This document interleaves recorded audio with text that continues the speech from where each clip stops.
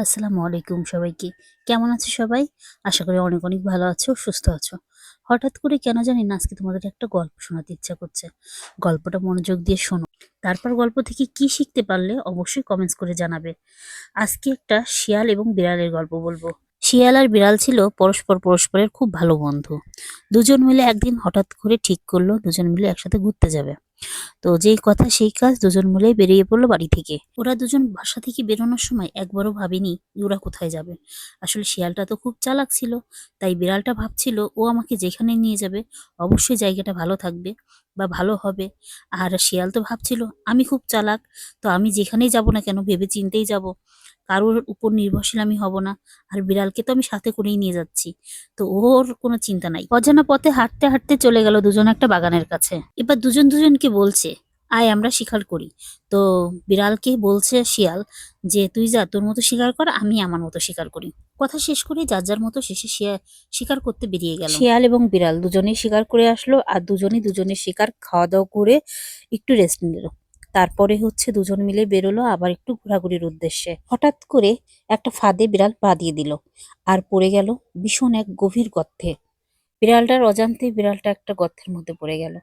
সে না বুঝে না জেনে চিৎকার করতে থাকলো, বাঁচাও বাঁচাও বাঁচাও।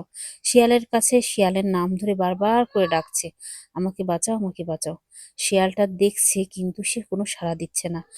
সে ভাবছে যে ওকে উঠাইতে যেয়ে আমিও যদি পড়ে যাই, তাই সে চুপ করে থাকলো। শিয়ালটা নিঃশব্দে সেখান থেকে চলে গেল। দেখতে দেখতে 7টা দিন পার হয়ে গেল। বিড়াল ভাবছিল তার বুঝি আর বাঁচা হলো না, এখানেই হয়তো সে মারা যাবে। হঠাৎ করে সে কিছু শব্দ পেল। সে বুঝতে পারলো তার এই গর্তের দিকে কেউ একজন এগিয়ে আসছে। সে বারবার করে মরণ প্রাণ চিৎকার করে ডাকতে লাগলো, আমাকে বাঁচাও আমাকে বাঁচাও। তার চিৎকার শুনে এগিয়ে আসলো একটা খরগোশ। সে ছিল খুবই দুর্বল। খরগোশটি বিড়ালটাকে আশ্বস্ত করলো যে আমার যত কষ্টই হোক আমি তোমাকে বাঁচাবো।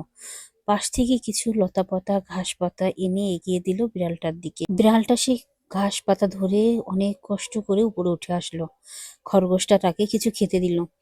খেয়ে সে একটু রেস্ট নিয়ে বলল, আমি নিজের আপনজনের সাথে ঘুরতে এসেছিলাম, আজকে আমি বিপদে পড়েছি, আমার আপনজনই আমাকে কি ফেলে চলে গেছে। তুমি যেহেতু আমাকে বাঁচাইছো, তুমি আমার হাত কখনোই ছাড়বা না। আজকে থেকে তুমি আর আমি ভালো বন্ধু। আমরা একসাথে অনেক দিন ধরে থাকবো।